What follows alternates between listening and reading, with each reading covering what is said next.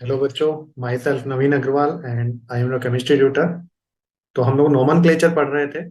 और नोमनक्लेचर में हम लोगों ने फंक्शनल ग्रुप की नोमनक्लेचर किया था। सबसे पहले कार्बोक्सिलिक एसिड का हम लोगों ने पढ़ा था, सल्फोनिक एसिड, एसिड एनहाइड्राइड। और फिर इस तरीके से हम लोगों ने नोमनक्लेचर हम लोगों ने क्या किया था बेटा, पढ़ा था, है ना। अब कुछ क्वेश्चन हम लोग सोल्व करते हैं नोमनक्लेचर पर, क्लियर है। और कुछ पर्टिकुलर टाइप के क्वेश्चन ऐसे हैं जिसका अलग से नोमेनक्लेचर होता है, किस तरीके से होता है वो हम लोग सीखेंगे। तो सबसे पहले अभी तक जो पढ़कर आए हैं उस पर हम लोग कुछ क्वेश्चन सोल्व करते हैं ना। तो यहाँ पर आप लोगों ने क्या देख रहे हैं, सबसे पहले हम लोग लोंगेस्ट चेन सेलेक्ट करेंगे। अब देखो यहाँ पर फंक्शनल ग्रुप अगर आप लोग देख रहे हो तो यहाँ पर एक तो सी ओ ओ एच आ रहा है, अगर आप लोग देख पा रहे हैं ना। ये जो आ रहा है इसे हम लोग बोलते हैं सी ओ ओ एच, है ना। ये जो अपना फंक्शनल ग्रुप है ये मेन फंक्शनल ग्रुप है। और यहाँ पर एक आ रहा है ओ एच, एल्कोहल। तो एक तो कार्बोक्सिलिक एसिड आ रहा है और एक एल्कोहल आ रहा है। तो बताइए कार्बोक्सिलिक एसिड और अल्कोहल में से कौन मेन होता था, कार्बोक्सिलिक एसिड। तो कार्बोक्सिलिक एसिड क्या होता है, मेन फंक्शनल ग्रुप, आपको बताया था मैंने, मेन फंक्शनल ग्रुप होता है। तो इसका तो सफिक्स लगेगा। और अल्कोहल का क्या लगेगा, प्रीफिक्स। प्रीफिक्स क्यों लगेगा, जो जूनियर फंक्शनल ग्रुप होता है उनका मैंने बताया था प्रीफिक्स होगा। तो सबसे पहले लॉन्गेस्ट चेन सेलेक्ट की। अब नंबरिंग करेंगे, नंबरिंग कहां से करेंगे बताओ, यहां से। मेन फंक्शनल ग्रुप के कार्बन को कम नंबर देना है, 1 2 3 4 5 कर सकते हैं, 5। तो बताओ इसका अब नोमेनक्लेचर अगर मैं करूं तो क्या हो गया बताओ। 3 पर तो लगा हुआ है नाइट्रो, और 4 पर लगा हुआ है हाइड्रोक्सी, क्योंकि जूनियर फंक्शनल ग्रुप का प्रीफिक्स लेते हैं, इसका प्रीफिक्स होता है हाइड्रोक्सी। तो 4 पर हाइड्रोक्सी और 3 पर नाइट्रो। तो बताओ सबसे पहले किसको प्रायोरिटी देंगे, नाइट्रो को या हाइड्रोक्सी को। तो आपको पता है एच पहले आता है। और जो आप लोगों का नाइट्रो ग्रुप है वो कब आता है, बाद में आता है ना। तो हम लोग करें यहाँ पर, तो आप लोगों का क्या आ गया, 4 पर क्या आ गया, हाइड्रोक्सी। तो 4 हाइड्रोक्सी। 3 पर क्या आ गया बच्चों, नाइट्रो। और 5 के लिए क्या आ जाएगा, पेंटेन।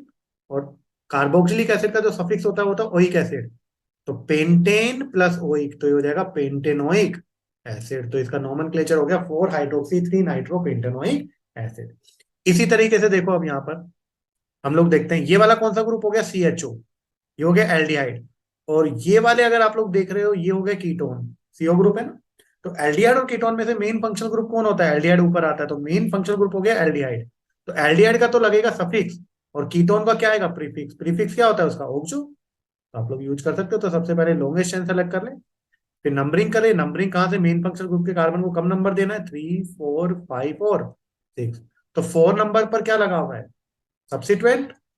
एक तो 4 नंबर पर लगा हुआ है, एक 5 नंबर पर लगा हुआ है, 4 और 5 दोनों पर लगा हुआ है। तो क्या आ जाएगा बताओ यहाँ पर, इसका अगर हम लोग नोमेनक्लेचर करेंगे तो 4 5 दो है ना, डाई ऑक्सो। 6 के लिए क्या आ जाएगा, हेक्सेन। और 1 पर क्या है, एल। तो बताने की जरूरत नहीं, तो इसको सीधा लिख देंगे हेक्सेनल। हेक्सेनल, क्लियर है। एल आता है एल्डिहाइड के लिए, कोई दिक्कत नहीं। नेक्स्ट आप लोग देखो, नेक्स्ट अगर हम लोग देखें तो कौन कौन से आप लोगों को फंक्शनल ग्रुप दिख रहे हैं। तो फंक्शनल ग्रुप एक दिख रहा है, देखो ये रहा CONH2। C double bond ONH2, CONH2 amide है। एक साइनो है, और एक क्या है बेटा, OH। तो तीनों में से मेन कौन होता है, मेन होता है अमाइड। मेन होता है अमाइड। तो अमाइड को कार्बन को लेते हुए सबसे लॉन्ग चेन फाइंड कर लें। तो बताओ जो CN है, जो CN है वो क्या हो जाएगा बेटा, जूनियर फंक्शनल ग्रुप। और मैंने कहा था जूनियर फंक्शनल ग्रुप में अगर कार्बन आ रहा है तो उसके कार्बन को पेरेंट चेन में कंसीडर ना करें। जूनियर फंक्शनल ग्रुप में अगर कार्बन आ रहा है तो उसके कार्बन को पेरेंट चेन में कंसीडर ना करें। नंबरिंग बताओ, इसके कार्बन को कम नंबर मिल जाएगा, 1 2 3 4 5 6 7 8। तो बताओ क्या हो जाएगा इसका नाम, इसका नाम हो जाएगा बताओ, 3 पर क्या लगा हुआ है, जूनियर फंक्शनल ग्रुप CN को लेंगे साइनो। और OH को हाइड्रोक्सी, तो साइनो का C, हाइड्रोक्सी का H। तो पहले क्या आ जाएगा, साइनो। ये नोमेनक्लेचर हो जाएगा 3 साइनो। 6 पर क्या हो गया, हाइड्रोक्सी, 6 हाइड्रोक्सी। 8 के लिए क्या हो गया, ऑक्टेन। और 1 पर अमाइड, तो ऑक्टेनामाइड। ई हटाकर क्या लगा दूंगा यहाँ पर, ऑक्टेन। और ई हटाकर अमाइड, तो ऑक्टेनामाइड, क्योंकि फर्स्ट नंबर पर है वो, जरूरत नहीं है ना। नेक्स्ट देखो, सबसे पहले फंक्शन ग्रुप देखो कौन कौन से, एक तो क्या है, CHO, एक कीटोन और एक साइनाइड। तो एल्डिहाइड, कीटोन और साइनाइड में से जो मेन फंक्शनल ग्रुप होता है वो होता है साइनाइड। ऊपर आता है 7 नंबर पर, आप लोग देखना वहां पर। तो मेन फंक्शनल ग्रुप जो होता है वो क्या होता है बेटा, साइनाइड। तो इसके कार्बन को हम लोग पेरेंट चेन में लेंगे ना, बिल्कुल लेंगे। तो पेरेंट चेन यहां से लेते हुए सबसे लॉन्गेस्ट पेरेंट चेन क्या कर लो, आप लोग बना लो। क्लियर। तो मेन फंक्शनल ग्रुप तो आपको पता ही लग गया। तो मेन फंक्शनल ग्रुप पता लग गया, तो यहाँ पर क्या हो गया देखो, अब नंबरिंग करेंगे तो इसके कार्बन को फर्स्ट नंबर कार्बन दूंगा, फर्स्ट नंबर 1 2 3 4 5 6 7 और 8। तो अब बताओ इसका नोमेनक्लेचर करो। जो आप लोगों के पास सब्स्टिट्यूएंट है, सब्स्टिट्यूएंट कौन कौन हो गए, तो कीटोन फिफ्थ नंबर पर और एक एल्डिहाइड। अब एल्डिहाइड में दोनों प्रोबेबिलिटी होती थी, मैंने कहा था वैसे तो कि जो जूनियर फंक्शनल ग्रुप में कार्बन आ रहा है तो उसको पेरेंट चेन में कंसीडर ना करें, लेकिन एल्डिहाइड दोनों कर सकता है, कर भी सकता है और नहीं भी कर सकता है। अगर करोगे तो ऑक्सो यूज करोगे, और नहीं कर रहे तो फॉर्माइल यूज करोगे। अब मैंने नहीं किया अभी, तो यहाँ पर देखो क्या नाम हो जाएगा इसका। फिफ्थ फिफ्थ नंबर पर तो ऑक्सो लगा हुआ है, और सिक्स पर फॉर्माइल, तो फॉर्माइल पहले आता है। तो बताओ क्या हो जाएगा, यहाँ पर सिक्स पर है फॉर्माइल, तो सिक्स फॉर्माइल। अच्छा, टू पर मिथाइल भी तो है सब्स्टिट्यूएंट, देखो ये रहा, एक सब्स्टिट्यूएंट ये रहा, टू पर मिथाइल। क्लियर है, तो यहां पर हो गया सिक्स फॉर्माइल,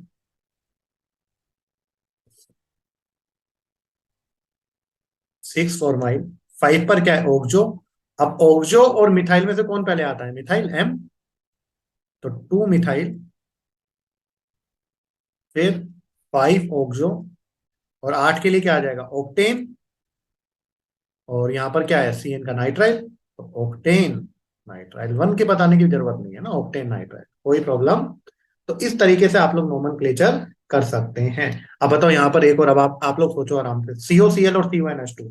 तो COCl और CONH2 में से जो मेन होता है वो क्या होता है, आप लोग बताओ। एसिड हैलाइड या acid amide, acid halide, very good. तो ये अपना क्या हो गया, मेन फंक्शन ग्रुप।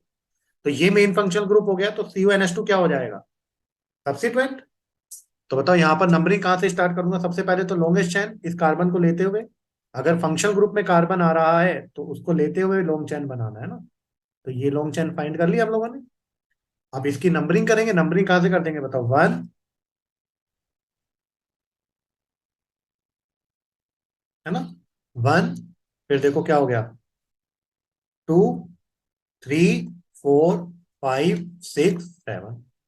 अब बताओ एक तो क्या है, टू पर तो क्या है आप लोगों का, एक और सब्स्टिट्यूएंट आ गया मिथाइल। और जो थ्री है, थ्री पर अब जो अमाइड है, अमाइड का आप लोग क्या लेने वाले हैं, अमाइड का लेने वाले हैं आप लोग क्या, प्रीफिक्स। और प्रीफिक्स होता है इसका कार्बामोयल, बताया था आप लोगों को, प्रीफिक्स इसका क्या होता है, कार्बामोयल। प्रीफिक्स अब इसका क्या होता है, कार्बामोयल, एक दो बार बोलेंगे तो याद हो जाएगा ना। तो यहां पर क्या हो जाएगा, टू पर मिथाइल और थ्री पर कार्बामोयल, तो थ्री कार्बामोयल। टू पर क्या है, मिथाइल, टू मिथाइल। कितने कार्बन की चेन है, सात, सात के लिए क्या आ जाएगा, हेप्ट या हेप्टा, हेप्टा, क्योंकि दो डबल बॉन्ड एक जैसे आ गए, आपको बताया था। अगर दो डबल बॉन्ड आ रहे हैं, तीन डबल बॉन्ड आ रहे हैं, चार डबल बॉन्ड आ रहे हैं, तो हेप्ट की जगह हेप्टा, हेक्स की जगह हेक्सा, है ना। तो हेप्टा कितने पर आ रहा है, एक डबल बॉन्ड आ रहा है थ्री पर, और एक किस पर आ रहा है, फाइव पर। तो 3,5 डाई इन, और वन पर क्या है बताओ, वन पर है आप लोगों के पास, इसको क्या लिखेंगे, COCl है। तो इसको हम लोग क्या लिखेंगे, आप लोगों को मैंने बताया था, ओएल हैलाइड। तो ओएल हैलाइड क्या हो जाएगा, वन पर क्या हो जाएगा, वन पर ओएल हैलाइड, हैलाइड क्या है, क्लोराइड। तो वन पर क्या हो जाएगा, ओएल। इसके लिए आप लोगों को अच्छे से याद करो, वो जो ऊपर मैंने याद किया, वन ओएल हैलाइड को क्या बोल दूंगा, क्लोराइड। क्लियर है, इस तरीके से आप लोग इसका नोमेनक्लेचर कर सकते हैं। नेक्स्ट वाला देखो, नेक्स्ट वाला अगर हम लोग देखें तो सबसे पहले बताओ फंक्शनल ग्रुप हम लोग सेलेक्ट कर लेते हैं। तो एक तो है CHO, और एक क्या है, OH। तो दोनों में से मेन कौन हो गया, aldehyde, aldehyde main functional group है। और अगर मेन फंक्शनल ग्रुप में कार्बन आ रहा है तो सोचने की जरूरत ही नहीं है, उस कार्बन को पेरेंट चेन में कंसिडर करना है। अब पेरेंट चेन में कंसिडर करते हुए एक लेफ्ट में जाने का ऑप्शन और एक राइट में जाने का ऑप्शन है। मैंने कहा था पेरेंट चेन में मल्टीपल बॉन्ड को लेने की कोशिश करनी है। अब कोशिश करूं लेफ्ट में भी आ रहा है, और कोशिश करूं राइट में भी आ रहा है। तो लेफ्ट में भी आ रहा है और राइट में भी आ रहा है, तो कहाँ जाऊंगा, राइट में। क्यों, क्योंकि राइट में जाने से आप लोगों की बड़ी चेन बन रही है। राइट में क्यों गया, मल्टीपल बॉन्ड को पेरेंट चेन में लेने की कोशिश करें, पर दोनों तरफ आ रही है, इधर भी लेफ्ट में भी और राइट में भी। तो एक तरफ तो जाना है ना, तो कहाँ जाऊंगा, जहां बड़ी चेन बन रही है। क्लियर। अब नंबरिंग कर दो, नंबरिंग कहाँ से करूंगा बताओ, पेरेंट चेन को कम से कम नंबर मिले, सॉरी फंक्शनल ग्रुप को कम से कम नंबर मिले, one, two, three, four, five, six और सेवन। अब बताओ टू पर क्या लगा हुआ है, टू पर लगा हुआ है, इसको मतलब इथीन से एच हटेगा तो इथिनाइल, है ना। तो टू पर तो लगा हुआ है इथिनाइल, ब्रोमो, क्लोरो और हाइड्रोक्सी। तो पहले कौन आ जाएगा, ब्रोमो। तो थ्री पर आ गया, बी आता है ना पहले, ब्रोमो। फिर 3 पर क्या आ गया, सी आ गया, क्लोरो। फिर 2 पर क्या आ गया, इथिनाइल। ये आ गया ना। इथीन लिख दो, और इथीन के आगे, इथीन के पीछे क्या लगा दोगे भाई, है ना। इससे लिख देते हैं हम लोग।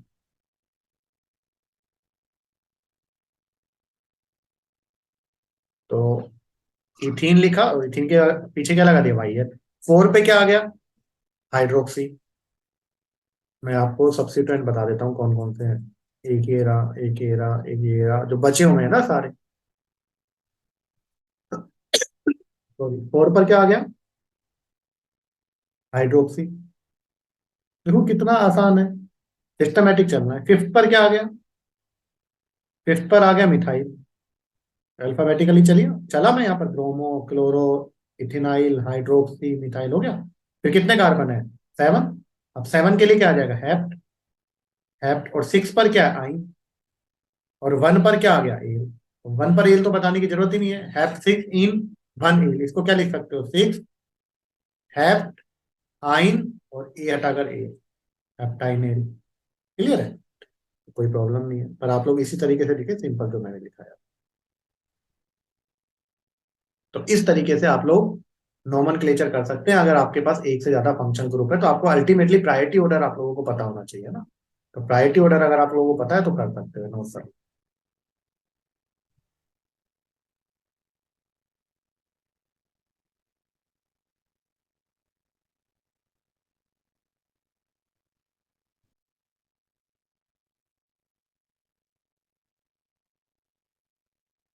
चलिए, तो मुझे लगता है कोई प्रॉब्लम नहीं है ना। नेक्स्ट हम लोग क्या कर रहे हैं, कंपाउंड हैविंग 2 और मोर चैन टर्मिनेटिंग ग्रुप, है ना। चैन टर्मिनेटिंग ग्रुप बताया था आपको। चैन टर्मिनेटिंग ग्रुप वो ग्रुप होते हैं जिनमें कार्बन होता है। चैन टर्मिनेटिंग ग्रुप वो ग्रुप होते हैं जिनपे जिनमें क्या होता है बेटा, कार्बन होता है। जैसे carboxylic acid, carboxylic acid functional group है, इसमें कार्बन है कि नहीं है। तो एक ऐसे ग्रुप होता है चैन टर्मिनेटिंग। क्लियर है। तो यहां पर देखो, अगर कितने फंक्शनल ग्रुप अटैच है, केवल दो। कितने अटैच है, दो। तो मैंने कहा था अगर चैन टर्मिनेटिंग फंक्शनल ग्रुप है और दो है, तो तुझसे शुरू तुझ पर खत्म। ये मैंने ऊपर बताया था, अगर आप लोगों ने लेक्चर देखे होंगे। अगर चैन टर्मिनेटिंग ग्रुप है और दो ग्रुप है, तो जिससे शुरू उसी पर खत्म कर दो। क्लियर है, एक जैसे अगर वो है तो यहां पर देखो, COH चैन टर्मिनेटिंग ग्रुप है। तो COH और दूसरा भी COH है, तो तुझसे शुरू तुझ पे खत्म। एक COH से कहां पहुंच जाओ, दूसरे COH पर, बिना सोचे समझे। तो ये मेन पेरेंट चैन हो गई। इसकी नंबरिंग करो, 1 2 3 4 5। तो 5 के लिए क्या आ जाएगा बताओ, 5 के लिए आ जाएगा पेंटेन। और 1 और 5 पर क्या लगा हुआ है, डाई ओइक एसिड। क्योंकि हम लोगों ने कार्बन को कंसिडर कर रहे हैं, ओइक एसिड होता है इसका सफिक्स, डाई ओइक एसिड। तो अगर आपके पास किसी पेरेंट चैन में या किसी कंपाउंड में दो फंक्शनल ग्रुप आ रहे हैं, दोनों एक जैसे और दोनों चेन टर्मिनेटिंग है, और मेन फंक्शनल ग्रुप है, तो उसके कार्बन से शुरू करके उसके कार्बन पर खत्म कर दो। यहां पर बताओ कौन आ रहा है, CONH2। CONH2, और कोई फंक्शनल ग्रुप है ही नहीं, तो मेन फंक्शनल ग्रुप यही है। तो इसी से शुरू और इसी पर खत्म कर दो। इसी के कार्बन से शुरू करो और इसी के कार्बन से क्या कर दो, खत्म कर दो। अब बताओ यहाँ पर 1 2 3 4 5, 5 के लिए क्या आ गया भाई, 5 के लिए आ गया पेंटेन। और 1 5 डाइअमाइड। 1 और 5 पर आ गया। नेक्स्ट देखो यहाँ पर, मेन फंक्शनल ग्रुप कौन है, CN। सोचना ही नहीं, मेन फंक्शनल ग्रुप क्या है बेटा, साइनाइड है कि नहीं है, और इसमें कार्बन आ रहा है कि नहीं आ रहा है, और दो है कि नहीं है। तो तुझसे शुरू तुझ पे खत्म। तो इसी के कार्बन से शुरू कर कर आपको कुछ सोचना ही नहीं है, क्या लंबी चैन क्या कुछ नहीं, इसी के कार्बन से शुरू करके इसी के कार्बन पर खत्म कर दो। तो अगर कार्बन कंटेनिंग फंक्शनल ग्रुप आ रहे हैं और दो आ रहे हैं और दोनों एक जैसे और मेन फंक्शनल ग्रुप है, तो उसी के कार्बन से शुरू करके उसी के कार्बन खत्म कर दो। लॉन्ग वॉन्ग चैन देखने की आपको जरूरत ही नहीं है ना। इसी से शुरू इसी पर खत्म। तो यहां पर क्या हो जाएगा, देखो नंबरिंग 1 2। अच्छा, अब एक चीज देखो, नंबरिंग हम लोग करेंगे। अब नंबरिंग कहां से करना है, सुनना ध्यान से। अगर मैं ऊपर से करता हूं तो ऊपर से भी CN है, फंक्शनल ग्रुप का कार्बन, नीचे से 1 नंबर पर आ रहा है, तो सब्स्टिट्यूएंट को प्रायोरिटी दूंगा। ऊपर से जाता हूं तो 1 2, 2 पर सब्स्टिट्यूएंट आ रहा है। नीचे से जाता हूं तो 1 2, 2 पर सब्स्टिट्यूएंट आ रहा है कि नहीं आ रहा है। फंक्शनल ग्रुप भी सेम नंबर पर, सब्स्टिट्यूएंट भी सेम नंबर पर, तो हम लोग अल्फाबेटिकली ऑर्डर पर जाएंगे। यहाँ पर अगर लेफ्ट में देखूं तो सब्स्टिट्यूएंट क्या लगा हुआ है, मिथाइल। यहाँ राइट में देखूं तो सब्स्टिट्यूएंट क्या लगा हुआ है, इथाइल। तो मिथाइल का एम, इथाइल का ई, पहले कहाँ आएगा, ई। तो यहाँ से जाऊंगा मैं आप लोगों के नंबरिंग पर, क्लियर है। नीचे से यहाँ पे 1 2 3 4 5 6। तो इसका नोमेनक्लेचर क्या हो गया बताओ, 2 पर तो क्या लगा हुआ है, इथाइल। ये हो गया 2 इथाइल। 5 पर क्या लगा हुआ है, मिथाइल। 2 ethyl 5 methyl. 6 के लिए क्या आ जाएगा, हेक्सेन। और 1 और 6 पर क्या लगा हुआ है, 2 नाइट्राइल, तो डाई नाइट्राइल। तो इस तरीके से इसका नोमेनक्लेचर हम लोग कर सकते हैं। ये तब है जब दो फंक्शनल ग्रुप है और दोनों फंक्शनल ग्रुप में कार्बन है और दोनों सेम है और दोनों मेन है। तो तुझसे शुरू तुझ पर कर, क्लियर है। लेकिन लेकिन लेकिन अब अच्छे से सुनना बच्चों, जो मैं बताने जा रहा हूँ। If more than two function group directly attach, और वो कौन से ग्रुप है, जो कार्बन कंटेनिंग फंक्शनल ग्रुप है, कार्बन कंटेनिंग फंक्शनल ग्रुप है ना। अब इनको पढ़ने से पहले एक चीज मैं आप लोगों को यहाँ पर सिखाता हूँ, सुनना ध्यान से। तो यहाँ पर देखिए हम लोगों ने प्रीफिक्स और सफिक्स याद किए थे। अब एक हम लोगों ने यहाँ पर एडिशनल सफिक्स यूज किए हुए हैं। तो एडिशनल सफिक्स कब यूज होते हैं, एडिशन सफिक्स तब यूज होते हैं जब मेन फंक्शनल ग्रुप के कार्बन को पेरेंट चेन में कंसिडर नहीं करते हैं। जैसे कार्बोक्सिलिक एसिड है ना। तो कार्बोक्सिलिक एसिड के कार्बन को आप लोग पेरेंट चेन में कंसिडर कर रहे हैं, तो सफिक्स यूज होगा ओइक एसिड। क्या यूज होगा, ओइक एसिड। और अगर नहीं कर रहे हैं कार्बोक्सिलिक एसिड के कार्बन को पेरेंट चेन में, तो क्या यूज होगा, carboxylic acid. Additional suffix use होते हैं ना। अभी मैं बताऊंगा किस तरीके से यूज होता है, पहले याद करते हैं। जो कार्बोक्सिलिक एसिड होता है COH, उसका एडिशनल सफिक्स होता है कार्बोक्सिलिक एसिड।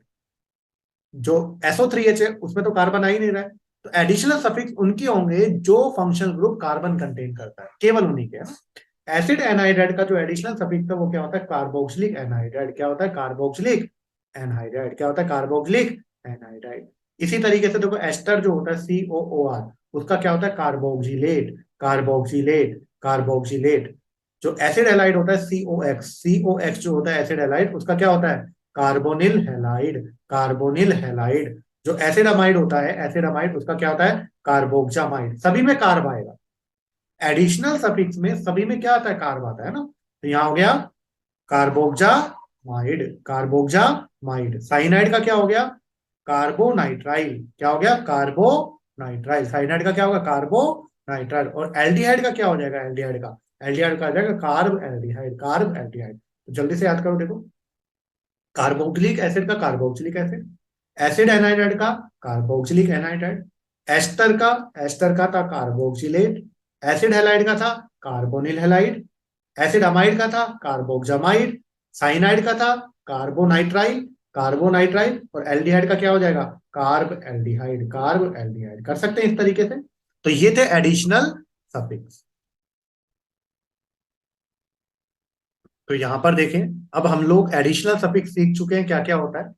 अब देखो पहले क्या करते थे, पहले हम लोग क्या करते थे, इसका जब हम लोग नोमेनक्लेचर करते थे, जैसे पहला वाला कंपाउंड दिख रहा है आप लोगों को, तो CCOOH। फिर यहां पर क्या लिखा हुआ है, COOH, CCOOH, ये लेते थे। तो अब क्या करते थे, सबसे लॉन्गेस्ट चेन फाइंड करते थे। तो यहां से लेते हुए सबसे लॉन्गेस्ट चेन वो लोग फाइंड कर लेते थे। हो गया सबसे लॉन्गेस्ट चेन फाइंड। अब सबसे लॉन्गेस्ट चेन फाइंड कर ली, फिर क्या की, नंबरिंग 1 2 3 4 5। अब मुझे बताओ तीनों COH है, तो तीनों COH है तो तीनों ही क्या होंगे, मेन फंक्शनल ग्रुप। तो तीनों ही अगर मेन फंक्शनल ग्रुप होंगे तो यहां पर क्या होगा, सुनना ध्यान से। पहले क्या करते थे, अब 3 वाला देखो, इसको तो कार्बन 10 में कंसिडर कर लिया। तो इसको क्या लेते थे ये लोग, प्रीफिक्स की तरह ट्रीट करते थे। तो 3 पर COH आ गया तो COH का प्रीफिक्स होगा कार्बोक्सी, तो 3 कार्बोक्सी। 5 है तो 5 के लिए क्या आ जाएगा, पेंटेन। और फिर क्या आ जाएगा, 1,5 डाइओइक एसिड, क्योंकि इसका सफिक्स ले लिया, कार्बन आप लोगों ने कंसिडर कर लिया। अब देखो ये तो बेईमानी हो गई ना COH के साथ। ये दोनों COH तो क्या है, तीनों ही COH मेन फंक्शनल ग्रुप थे। लेकिन एक वाले का तो प्रीफिक्स यूज हो रहा है और बाकी दोनों के सफिक्स यूज हो रहे हैं। तो इस दिक्कत को IUPAC ने दूर कर दिया। तो उन्होंने क्या कहा, हालांकि ये भी यूज करते हैं लेकिन हम लोग ये यूज नहीं करेंगे। हम लोग अब नई सिस्टम से यूज करेंगे जो IUPAC ने दिया है ना। तो IUPAC क्या कहता है, अगर आपके पास कार्बन कंटेनिंग फंक्शनल ग्रुप है, अगर आपके पास क्या है बेटा, कार्बन कंटेनिंग फंक्शनल ग्रुप है, IUPAC क्या कहता है, अगर आपके पास क्या है, कार्बन कंटेनिंग फंक्शनल ग्रुप, तो अगर आपके पास कार्बन कंटेनिंग फंक्शनल ग्रुप है और वो दो से ज्यादा है, वो क्या है, दो से ज्यादा है, तो ट्राई करो सबसे पहले उनको पेरेंट चेन में कंसिडर ना करें। ट्राई करो सबसे पहले उनको पेरेंट चेन में कंसिडर ना करें। अब देखो यहां पर मैंने नहीं करा। देखो यहां पर मैंने तीन सीओएच थे, तो तीनों सीओएच को पेरेंट चेन में कंसिडर नहीं किया। देखो मैंने ये वाला पेरेंट चेन ले ली, और तीन फंक्शनल ग्रुप है, तीनों में कार्बन कंटेनिंग है और तीनों सेम है, तो तीनों सीओएच को मैंने पेरेंट चेन में कंसिडर ही नहीं किया। दो होंगे तो कोई दिक्कत ही नहीं है, तुझसे शुरू तुझ पर खत्म। लेकिन अगर तीन फंक्शनल चार फंक्शनल ग्रुप हैं, कार्बन कंटेनिंग है और सारे सेम है, तो सबसे पहले ट्राई करें कि जो जो भी कार्बन कंटेनिंग फंक्शनल ग्रुप है उनको पेरेंट चेन में कंसीडर ना करें। मैंने नहीं किया। अब कंसीडर नहीं करने के बाद आपको एक देखना है, जैसे ये पेरेंट चेन बन गई, बच गई, क्या ये सीओएच पहले वाला सीओएच डायरेक्टली पेरेंट चेन से अटैच है? Yes sir. दूसरे वाला यस सर, तीसरे वाले यस सर। अगर ऐसा है तो फिर अपना काम बन जाएगा। अगर तीन या उससे ज्यादा फंक्शनल ग्रुप हैं जिनके पास क्या है बेटा, कार्बन है, तो उनको कार्बन पेरेंट चेन में कंसीडर ना करें। कंसीडर ना करके ये चैन बन गई। अब देखो ये डायरेक्टली अटैच है, डायरेक्टली अटैच है तो अपना काम बन जाएगा, फिर कोई दिक्कत नहीं है। अब देखो यहाँ पर ये 1 नंबर है, ये 2 नंबर है और 3 नंबर है। तो अब क्या करूंगा, इस कार्बन को आप लोगों ने पेरेंट चेन में कंसीडर नहीं किया ना, तो ये तो मेन फंक्शनल ग्रुप है ना। अगर मेन फंक्शनल ग्रुप के कार्बन को पेरेंट चेन में कंसीडर नहीं कर रहे हो तो उसका सफिक्स यूज करते हैं कार्बोक्सिलिक एसिड, एडिशनल सफिक्स वाला। कर रहे हैं तो वही एसिड, नहीं कर रहे हैं तो कार्बोक्सिलिक एसिड। कब नहीं करेंगे वो आप लोगों को पता लग गया, तो इसका नाम क्या हो जाएगा, देखो 3 कार्बन है तो 3 कार्बन के लिए क्या हो जाएगा, प्रोपेन। और 1, 2, 3 और 3 के लिए क्या हो जाएगा, try carboxylic acid. Try carboxylic acid. Clear है सर? समझ, कुछ कुछ समझ में नहीं आया, थोड़ा थोड़ा आया है। थोड़ा थोड़ा आया तो इसको पूरा करते हैं। देखो अब यहाँ पर, अब यहाँ पर देखो, अगर आप लोग देख रहे हो कितने फंक्शनल ग्रुप है, तीन। ये रहा, एक, दो, तीन, तीनों सेम है ना, तीनों कार्बन कंटेनिंग है। तो ट्राई करो इसको पेरेंट चेन में कंसीडर ना करो। सबसे लंबी चेन ले ली देखो मैंने, इनको कंसीडर नहीं करना है। CuNH2 वाले कार्बन को नहीं की। अब पेरेंट चेन बनाने के बाद देखो, ये पहला वाला CuNH2 इसके डायरेक्टली अटैच है, ये नीचे वाला भी अटैच है और ये वाला भी अटैच है। डायरेक्टली अटैच है तो मजा आ गया, फिर कोई टेंशन नहीं है। अगर ये डायरेक्टली अटैच है तो फिर कोई टेंशन ही नहीं है। अगर ये डायरेक्टली अटैच है फिर कोई टेंशन ही नहीं। येलो वाली पेरेंट चेन ली और डायरेक्टली अटैच है, फिर कोई दिक्कत नहीं। अब नंबरिंग कर दो। नंबरिंग कहाँ से करूंगा, यहाँ से, क्योंकि ये फर्स्ट नंबर पर आ रहा है, उधर से सेकंड नंबर पर आ रहा था। 1, 2, 3, 4, 5, 5 के लिए क्या आ गया, पेंटेन। तो ये हो गया पेंटेन। अब कितने पर है, एक तो है एक पर, एक है 3 पर और एक है 4 पर। और मुझे बताओ, अब ये जो मेन फंक्शनल ग्रुप है इनके कार्बन को मैंने कंसीडर नहीं किया। कंसीडर नहीं किया तो सेकंड वाला आएगा कि नहीं आएगा, तो सेकंड वाला आएगा। तो सेकंड वाला अगर मैं बात करूं तो सेकंड वाला बताओ इसका क्या आएगा, तो CuNH2 है, CuNH2 का होता है कार्बोक्जामाइड। यहाँ पर पेंटेन 1, 3, 4 और क्या आ जाएगा, ट्राई कार्बोक्जामाइड। ट्राई कार्बोक्जामाइड। क्लियर है? ये वाला देखो। अब सबसे पहले देखो, तीन फंक्शनल ग्रुप है, तीनों में कार्बन कंटेनिंग है, तो इनको हम लोग कंसिडर नहीं करेंगे, मेन पेरेंट चेन ले लेंगे। मेन पेरेंट चेन से तीनों कनेक्ट है क्या, बिल्कुल कनेक्ट है तीनों, तो कोई टेंशन नहीं। अब नंबरिंग कर दो। नंबरिंग कहां से करूंगा, कहीं से भी कर दो, दोनों सेम नंबर पर आ रहा है, 1, 2, 3, 4, 5। तो बताओ इसका नाम क्या हो जाएगा, इसका नाम हो जाएगा पेंटेन। कितने पर आ रहा है, 2 पर, 3 पर, 4 पर, ट्राई। और इसका क्या होता है, कार्ब नाइट्राइल। तो इसका हो जाएगा कार्बो नाइट्राइल। कर सकते हैं कि नहीं कर सकते, तो इस तरीके से आप लोग कर सकते हैं। तो इसका हो जाएगा कार्बो नाइट्राइल, है ना। नेक्स्ट वाला देखो, डायरेक्टली अटैच होने चाहिए functional group main parent chain से, है ना। एक CN ये रहा, एक CN ये रहा और एक CN ये रहा, तीन है। तो हम लोग क्या कहेंगे, अगर तीन आ गए या तीन से ज्यादा आ गए कार्बन कंटेनिंग तो उसको छोड़ दो। तो पेरेंट चेन कौन सी बन गई, ये वाली। अब ये वाली पेरेंट चेन में देखो, पहले वाला है वो डायरेक्टली, ये डायरेक्टली अटैच है मेन पेरेंट चेन से।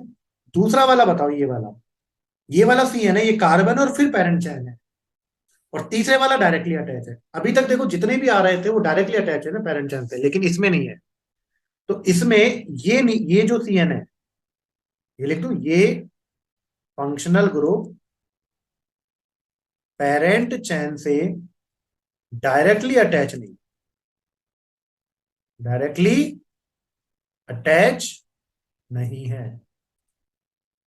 डायरेक्टली अटैच होना चाहिए, जो ये रूल मैं लगा रहा हूं ये डायरेक्टली अटैच के लिए है। तो यहां पर ये डायरेक्टली अटैच नहीं है। तो डायरेक्टली अटैच अगर नहीं है तो फिर ये रूल फॉलो नहीं होगा। अभी अगर ऊपर वाले तीनों क्वेश्चन में आप लोग देख रहे थे, तो तीनों को जब मैं फंक्शन ग्रुप को कंसिडर नहीं कर रहा था पेरेंट चैन में, लेकिन जो फंक्शन ग्रुप है वो डायरेक्टली पेरेंट चैन से कनेक्टेड है। लेकिन नेक्स्ट वाले में यहाँ पर जो सीएन है, यहाँ पर देखो ये सीएन है, ये कार्बन से अटैच है, मेन पेरेंट चैन से अटैच नहीं हुआ है। तो आप लोग ये वाला रूल नहीं लगा सकते, फिर नेक्स्ट वाला जो पुराना वाला रूल है वहीं पर करें। सबसे लंबी चैन देखें और तुझसे शुरू तुझ पे खत्म वाला हिसाब कर दे, है ना। तो सबसे लंबी, अब इस वाले को हम लोग कार्बन को कंसिडर कर लेंगे, तो ये सबसे लंबी चैन में ले लूंगा कार्बन को कंसिडर करते हुए। तो अपना ये वाला तो क्या हो गया रोम। तो ये वाला रोम क्यों हुआ, क्योंकि अगर ये डायरेक्टली अटैच होता तो चल जाता, लेकिन ये डायरेक्टली अटैच नहीं है। तो सिंपल जो पुरानी नेमिंग है वो हम लोग कर देंगे। तो यहां से अटैच कर दिया, तो यहां पर बताओ नंबरिंग कर देंगे वन, तो इसके कार्बन को हम लोग कंसिडर कर लेंगे। 1 2 3 4 5। अब जो यहां पर लगा हुआ है थ्री पर ये क्या हो गया सफिक्स। अब सीएन का सफिक्स होता है साइनो और CH2 होता है मिथाइल, तो ये क्या हो जाएगा, थ्री पर सीएन और का सफिक्स होता है साइनो और ये मिथाइल, तो क्या हो जाएगा 3 साइनो मिथाइल। 3 cyano methyl. 5 के लिए क्या आ गया पेंटेन, और 1,5 डाई। अब कार्बोनाइट्राइल लूंगा या नाइट्राइल लूंगा, नाइट्राइल, क्योंकि अब मैंने इन फंक्शन ग्रुप के कार्बन को कंसिडर कर लिया है ना चैन में। तो नाइट्राइल नहीं करता तो कार्बोनाइट्राइल कर लिया ना, तो यहाँ पर आ जाएगा 1,5 डाई नाइट्राइल। तो इस तरीके से आप लोग ये नोमेनक्लेचर कर सकते हैं, है ना। चलिए तो नोट कर लें, ये वाला आप लोगों ने कर लिया होगा, अगर टू फंक्शन ग्रुप अटैच है।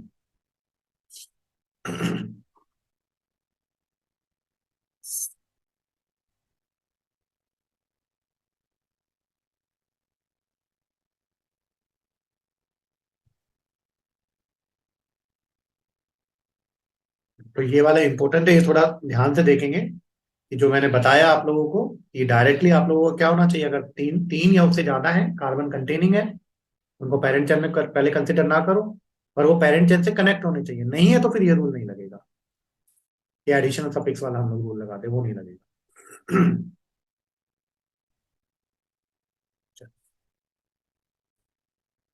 तो अब हम लोग नोमेनक्लेचर करेंगे replacement naming of compound having hetero atom. Hetero atom मतलब जो कार्बन के अलावा कोई दूसरे एटम आ रहे हैं ना। तो यहां पर आप लोग देखें, ऑक्सीजन के लिए हम लोग क्या यूज करते हैं, ओक्जा। सल्फर के लिए हम लोग यूज करते हैं थाया या थिया बोल सकते हैं इसको, और नाइट्रोजन के लिए यूज करते हैं एजा। तो हमारे लिए दोनों इंपॉर्टेंट नहीं है, सल्फर और नाइट्रोजन वाले। हमारे लिए जो इंपॉर्टेंट है ऑक्सीजन के लिए क्या, ओक्जा। तो हम लोग ओक्जा सिस्टम के अकॉर्डिंग क्या करने वाले हैं, नोमेनक्लेचर करने वाले हैं। देखो, अब मैं पहला कंपाउंड अगर हम यहाँ पर पढ़ते हैं CH3O CH2CH3, क्लियर है। इसका ओक्जा सिस्टम से नोमेनक्लेचर करना, आईयूपीएसी नोमेनक्लेचर ऑलरेडी आप लोग कर चुके हैं इसका। अगर मुझे आईयूपीएसी करना है ईथर का, तो ईथर के लिए होता है एल्कोक्सी। तो मैंने कहा था ये मेन पेरेंट चैन होगी 2 कार्बन की, और ये क्या हो गया, मेथ प्लस ऑक्सी मिथोक्सी। तो इसका आईयूपीएसी नेम आप लोग ऑलरेडी पढ़ चुके हैं, मिथोक्सी, और क्या हो जाएगा 2 कार्बन की चैन है इथेन। तो इसका आईयूपीएसी नेम में तो कोई दिक्कत नहीं है, हम लोग को करना नहीं है। हम लोग बात कर रहे हैं किसकी, ओक्जा सिस्टम की। तो ओक्जा सिस्टम की अगर हम लोग बात करें, तो ओक्जा सिस्टम में क्या करते हैं, जो ऑक्सीजन होता है ना बच्चों, उसको कार्बन की तरह ट्रीट करते हैं। ओक्जा सिस्टम में ऑक्सीजन को कार्बन की तरह ट्रीट करते हैं। तो यहां पर देखो, ये जो ऑक्सीजन है उसको कार्बन की तरह ट्रीट करना है। अब इसको कम से कम नंबर मिलना चाहिए, तो यहां से लेफ्ट से कर दूंगा स्टार्ट, 1 2 3 4, क्योंकि राइट से करता तो 1 2 3, 3 पर आ रहा है ना, हम लोग कहां से कर देंगे, लेफ्ट से। क्लियर है। तो अब बताओ यहां पर 2 पर ऑक्सीजन आ रहा है कि नहीं आ रहा है, तो इसको कर दो, ऊर्जा सिस्टम में 2 पर ऑक्सीजन आ रहा है, तो इसका नाम बता दो, नंबर बता दो कितने पर आ रहा है, 2 पर, तो 2 ऊर्जा। और जब ऊर्जा यूज करेंगे तो अब ये ऑक्सीजन किसकी तरह काम करने लग जाएगा, कार्बन की तरह। तो कितने की कार्बन चैन होगी, 4 की। ऑक्सीजन को कार्बन की तरह ट्रीट करें तो 4 की होगी, तो 4 के लिए क्या आ जाएगा, ब्यूटेन। तो ऊर्जा सिस्टम में ऑक्सीजन जो होगा वो कार्बन की तरह ट्रीट होगा। बस उसको बता दो कितने नंबर पर आ रहा है। जैसे यहां पर बताओ, अगर लेफ्ट से बताऊंगा तो 1 2 2 पर आ रहा है, राइट से बताऊंगा तो 1 2 3 पर आ रहा है, 3 पर आ रहा है, तो कहां से करूंगा, लेफ्ट से, 1 2 3 4 5 6। अब ओक्जा बताओ किस किस नंबर पर आ रहा है। ओक्जा आ रहा है एक तो 2 नंबर पर और एक 4 नंबर पर, तो 2,4 डाई ओक्जा, और 6 के लिए क्या आ जाएगा, हेक्सेन। तो ओक्जा सिस्टम में oxygen is treated as carbon. Clear. Next देखो। बताओ नंबरिंग कर दो यहाँ पर, 1 2 3 4 5 6 आ गया। तो यहाँ पर बताओ इसका अगर मैं बोलता हूं तो क्या हो जाएगा, 1 और 4 पर उग जाए, तो 1,4 डाई ऊर्जा आ गया। अब साइक्लिक है, अब बताओ ये ऑक्सीजन कार्बन की तरह बन गया, तो ये साइक्लोहेक्सेन हो गया कि नहीं हो गया? 6 कार्बन की चैन हो गई एक तरह से, ऑक्सीजन ट्रीटेड एज कार्बन, तो ये बन गया 1,4 डाई ऊर्जा साइक्लोहेक्सेन। तो ये कौन सा सिस्टम है? ऊर्जा सिस्टम। कौन सा सिस्टम है? ऊर्जा सिस्टम। बताओ नेक्स्ट का नोमेनक्लेचर करो। तो कितना कार्बन हो गया? ये हो गया 1, 2 और 3। तो एक वाला बताने की जरूरत ही नहीं है। तो यहां पर क्या हो गया? इसका नोमेनक्लेचर हो गया ऊर्जा, और 3 कार्बन की चैन है, तो साइक्लिक है ना, तो प्रोपेन। ऊर्जा साइक्लोप्रोपेन। ये बताओ क्या हो जाएगा? 1, 2, 3, 4, 4 है, तो ऊर्जा साइक्लो ब्यूटेन। ऊर्जा साइक्लो ब्यूटेन, ऊर्जा सिस्टम हो गया। नेक्स्ट बताओ इसमें क्या करूंगा? अगर इसमें करना है तो यहां पर आप लोग क्या देख सकते हैं, देखो ऊर्जा सिस्टम से लिखना है, तो ये आप लोगों का क्या हो गया? मेन पेरेंट चैन होगी। ये आपकी कौन सी चैन होगी? मेन पेरेंट चैन साइक्लिक, है ना, रिंग। और ये क्या हो जाएगा आपका? सब्सिट्यूएंट। तो यहां पर ऊर्जा सिस्टम में क्या करूंगा? इसको कम नंबरिंग दूंगा, 1, 2, 3। 1, 2, 3, तो 1 पर तो क्या है यहाँ पर? ऊर्जा। और अगर आप लोग यहाँ पर देख रहे हैं 2 पर क्या है? मिथाइल। तो मिथाइल का एम और ऊर्जा का हो, तो पहले क्या आएगा? मिथाइल। तो यहाँ पर क्या आ जाएगा? ऑक्सीजन को कम नंबर देना है, तो यहाँ पर ये मेन पेरेंट चैन ले ली और ये सब्सिट्यूएंट हो गया। तो 2 पर क्या हो गया? मिथाइल। तो 2 मिथाइल, और 1 पर क्या आ गया? ऊर्जा। और बना क्या? साइक्लोप्रोपेन। 2 मिथाइल, 1 ऊर्जा, और फिर क्या आ जाएगा? साइक्लोप्रोपेन। क्लियर है? तो ये ऊर्जा सिस्टम में oxygen is treated as carbon, कोई दिक्कत नहीं है। अच्छा, इसे ऑक्जीरेन भी बोलते हैं। ये साइक्लिक है ना, ये 4 नंबर वाला, 2 कार्बन और 1 ऑक्सीजन है एक साइक्लिक में, इसे क्या बोलते हैं? ऑक्जीरेन। क्या भी बोलते हैं? ऑक्जीरेन। क्या बोलते हैं? ऑक्जीरेन। ये हो गया ऊर्जा सिस्टम। कौन सा सिस्टम हो गया? ऊर्जा सिस्टम। क्लियर है? तो ऊर्जा सिस्टम में कोई प्रॉब्लम वाली बात नहीं है। ये हो गया ऊर्जा सिस्टम। अब एक हम लोग यहाँ पर क्या पढ़ रहे हैं, देखो एक और सिस्टम यहाँ पर पढ़ाता हूँ। ऊर्जा सिस्टम के अलावा एक सिस्टम है इपॉक्सी। तो इसका एक और तरह से नोमेनक्लेचर कर सकते हैं, जिसे बोलते हैं इपॉक्सी। जैसे मैंने सेम कंपाउंड बनाया, ये भी 4 नंबर वाला है, ये भी 4 नंबर वाला है। ऊर्जा सिस्टम से क्या आ गया? समझ में आ गया? इपॉक्सी में क्या करते हैं? साइक्लिक ईथर होते हैं इपॉक्सी, जो साइक्लिक ईथर होते हैं, ये साइक्लिक ईथर है, तो इसे हम लोग क्या बोलते हैं? Epoxy. Cyclic ether is called epoxy. अब इपॉक्सी में क्या नाम करते हैं? यहाँ पर कार्बन चैन देखते हैं, तो ये कार्बन है कि नहीं है? अब ये जो ऑक्सीजन फंसा हुआ है, कौन से कार्बन के बीच में फंसा हुआ है? 1 और 2 के बीच में। तो 1 और 2 के बीच में फंसा हुआ है, ये तो सबसे सिंपल है ना, तो इसको नंबर देने की जरूरत नहीं है ना, 1 और 2 के बीच में। तो इसका नाम हो गया, इसको बोल दिया epoxy. Cyclic ether is called epoxy. और किसके बीच में फंसा हुआ है? इथेन। तो इसका नाम हो गया इपोक्सी इथेन। Epoxy ethane. या फिर इसको क्या लिख सकते हैं? ये इपोक्सी इथेन हो गया कि नहीं हो गया? और 1 और 2 के बीच में फंसा हुआ है, तो 1,2 इपोक्सी इथेन। पर ये सबसे छोटा है, इसलिए इसको नंबर देने की जरूरत नहीं पड़ी हम लोगों को। क्लियर है? नेक्स्ट देखो यहाँ पर, ये ऑक्सीजन है, साइक्लिक ईथर है, cyclic ether is treated, epoxy system से भी नाम दे सकता हूं मैं। तो ये ऑक्सीजन बताओ किस कार्बन के बीच में फंसा हुआ है? 1, 2, 3। 1 और 3 नंबर के बीच में फंसा हुआ है ये इपॉक्सी, 1 और 3 के बीच में। तो क्या लिख दूंगा? 1,3 इपॉक्सी। 1,3 इपॉक्सी, और 3 कार्बन के लिए क्या आ गया? प्रोपेन। 1,3 इपॉक्सी और प्रोपेन। अब आप लोग बताओ यहाँ पर, ये 3 कार्बन है, और जो ये इपॉक्सी फंसा हुआ है, ये किसके बीच में फंसा हुआ है? 1 और 2 के बीच में। 1 और 2 के बीच में फंसा होता है, इसका नोमेनक्लेचर क्या हो जाएगा? 1,2 इपॉक्सी, और 3 कार्बन के लिए क्या आ जाएगा? प्रोपेन। तो इस तरीके से ऊर्जा सिस्टम और इपॉक्सी सिस्टम आप लोग कर सकते हैं। बहुत आसान है, 1-2 बार आप लोग देखेंगे चीजें याद हो जाएगी, है ना। अपने ऊपर कॉन्फिडेंस रखें, 1-2 बार नोट्स को बार बार पढ़ें और क्वेश्चन प्रैक्टिस करें। तो जितना क्वेश्चन प्रैक्टिस करेंगे, उतना आप लोगों के साथ अच्छा होगा, है ना। जितना क्वेश्चन प्रैक्टिस करेंगे, मैंने इतनी क्वेश्चन प्रैक्टिस करा दी, आपको और कहीं करने की जरूरत ही नहीं है। नोट्स में के सारे क्वेश्चन बार बार बार बार बार बार क्या करें आप लोग? सोल्व करें। तो ये ऊर्जा सिस्टम आप लोग कर सकते हैं। ऐसे थिया यूज कर सकते हैं, ऐसी हैजा, पर वो अपने लिए इतना इंपॉर्टेंट नहीं है ना।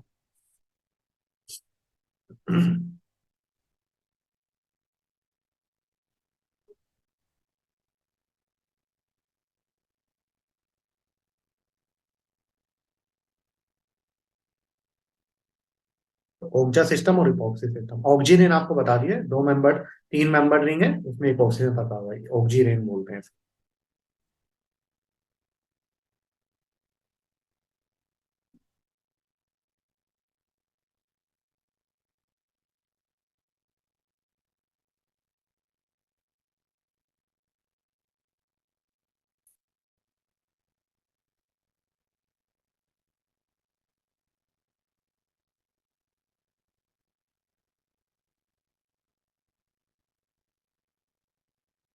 तो हम लोगों ने कॉमन नेम कंप्लीट कर लिए हैं, ट्राइवियल नेम कंप्लीट कर लिया, आईयूपीएसी नोमेनक्लेचर कंप्लीट कर लिया है।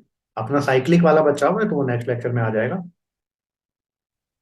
तो यहाँ पर अभी मैं एक टेबल आपको प्रोवाइड करवा रहा हूँ, IUPAC naming when common names are given for commonly used compound. तो यहाँ पर बहुत सारे कॉमन नेम वाले कंपाउंड है जो पूरी ऑर्गेनिक केमिस्ट्री में काम आएंगे 11th और 12th में। 11th में इतने नहीं है, मेजोरली जो काम आने वाले हैं वो मेजोरली आप लोग पढ़ेंगे 12th क्लास में, है ना।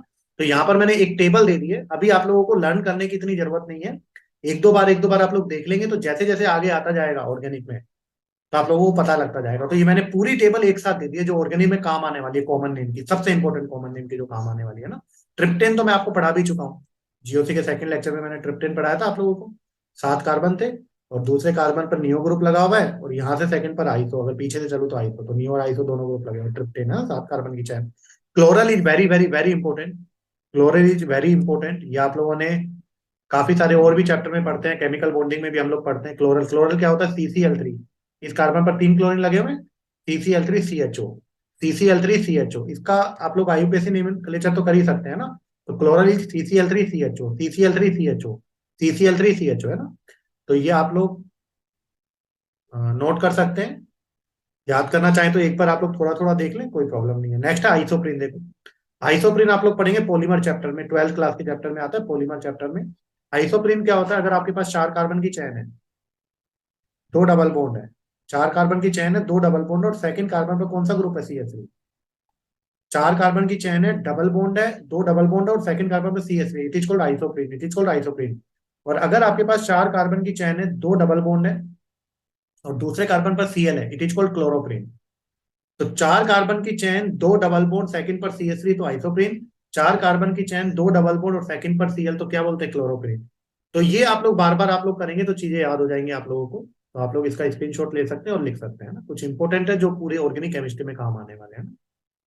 तो ये स्टार्टिंग के तीनों तो काफी इंपॉर्टेंट है, आप लोग देख लेंगे ना।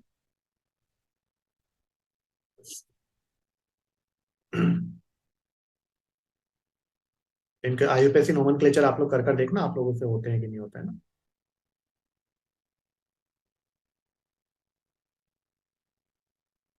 ये बायो वाले स्टूडेंट को पता होगा, मैथमेटिक्स वालों को इतना नहीं पता होगा, ग्लाइसिन और एलानिन, अमीनो एसिड पढ़ते हैं ना, ग्लाइसिन, NH2CH2COH, एलानिन क्या होता है? NH2CH COH, और इसके ऊपर CH लग जाता है ना।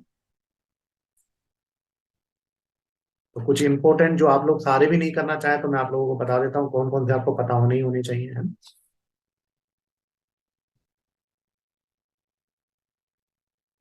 तो इसकी नोट ले लो। और नेक्स्ट आता है लैक्टिक एसिड। तो लैक्टिक एसिड भी अपने लिए क्या है? इंपॉर्टेंट है, जो आप लोगों को पता होना चाहिए। लैक्टिक एसिड के बारे में आपको पता होना चाहिए, लैक्टिक एसिड अभी के लिए, है ना।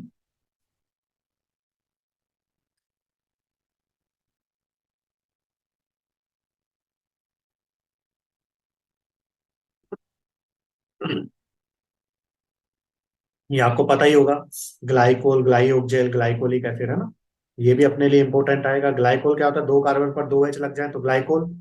CHO तो ग्लाइओक्जेल, और CHO और COOH, है ना। तो ये क्या होता है? ग्लाइओक्जेलिक एसिड, ग्लाइओक्जेलिक एसिड, क्लियर। नेक्स्ट इसी तरह ग्लिसरॉल, आपको पता है 3 कार्बन पर 3 OH लग जाए तो इसे ग्लिसरॉल बोलते हैं ना। तो ग्लिसरॉल याद कर ले, बाकी अभी अपने लिए और इंपॉर्टेंट नहीं है इतना। हो जाएगा। नेक्स्ट देखें, ये मैंने आपको बता ही दिया है, ओम्स गैप बताया था पहले भी। COH CH is called oxalic acid बताया था। अगर दो COH के बीच में एक CH2 फंस जाए तो इसे मैलोनिक एसिड। 2 COH के बीच में अगर 2 CH2 फंस जाए तो सक्सेनिक एसिड। ऐसे 3 फंस जाए तो ग्लूटेरिक, 4 फंस जाए तो एडिपिक, 5 फंस जाए तो पाइमेलिक। ये मैं आप लोगों को ऑलरेडी बता चुका हूँ।